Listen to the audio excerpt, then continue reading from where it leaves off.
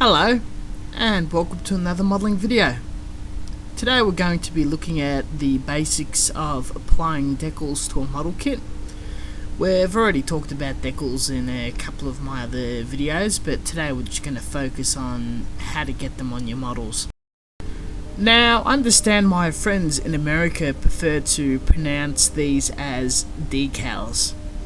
It happens that this channel's based and founded in Australia, so I do apologise if this pees you off, since you have expressed this in previous videos.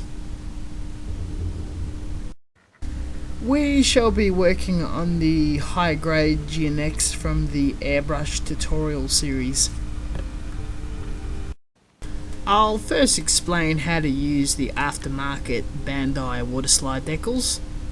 These decals are pre-cut, meaning the actual decal film is only over the printed image and not stretched across the entire piece of paper.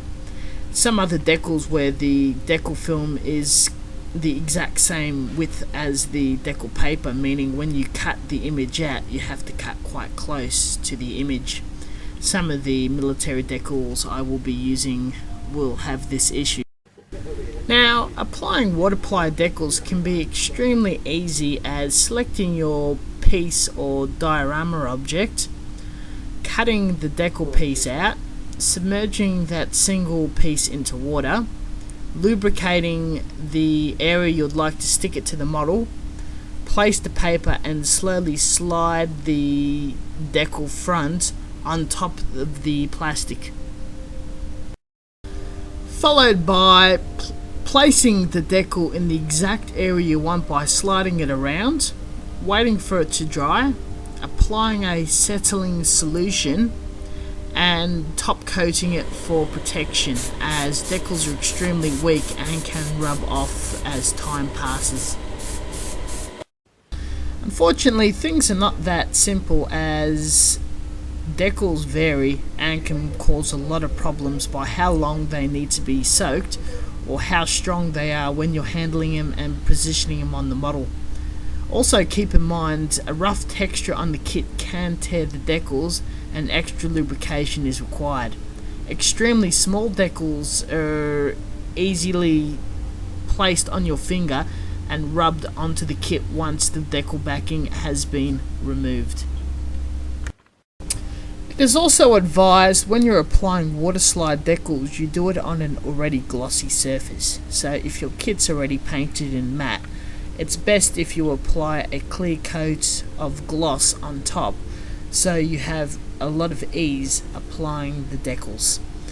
Another problem that can occur if you do not do this besides tearing is silvering, where the clear part of the decal where an image is not printed frosts up and it looks like the decal or image has a halo or white outline, which looks horrible and generally frowned upon.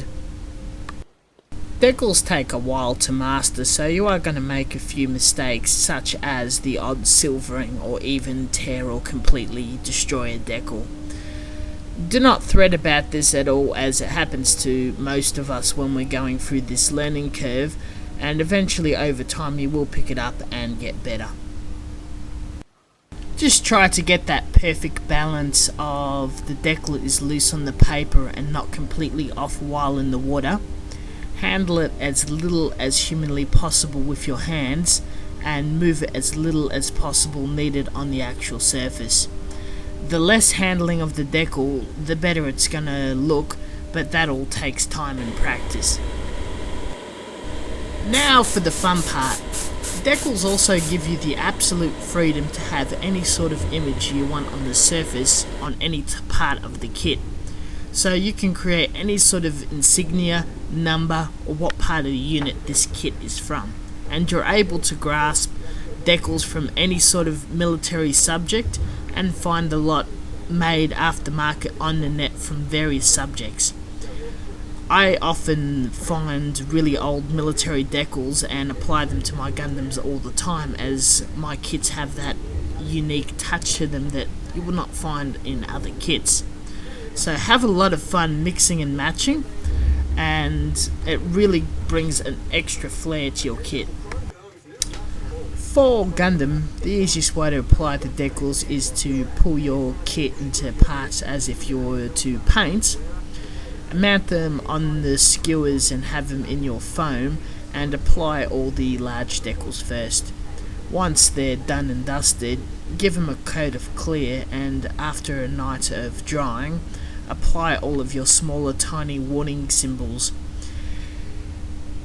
Your decals look alright when you're doing the scheme either with a lot of decals covering the entire surface of the model or very few decals. This is completely up to you and where you position them though. Sometimes you want the scheme of the colour of the kit to try to match the scheme and the era of the mobile suit itself. Large decals can be also a huge amount of fun, but also handled differently to your smaller decals, and can be plastered across your ships or diorama pieces. Make sure you have a go and play with that as well. I hope this tutorial gives you the direction you need to go in applying water slide decals, or at least a few pointers to improve your form. Have a hunt around in other tutorials and advice, since there's a lot of information about decals out there as they're all different. Thank you very much for watching, and catch you next time. If you have any questions, don't forget to ask in the comment section below. See you later.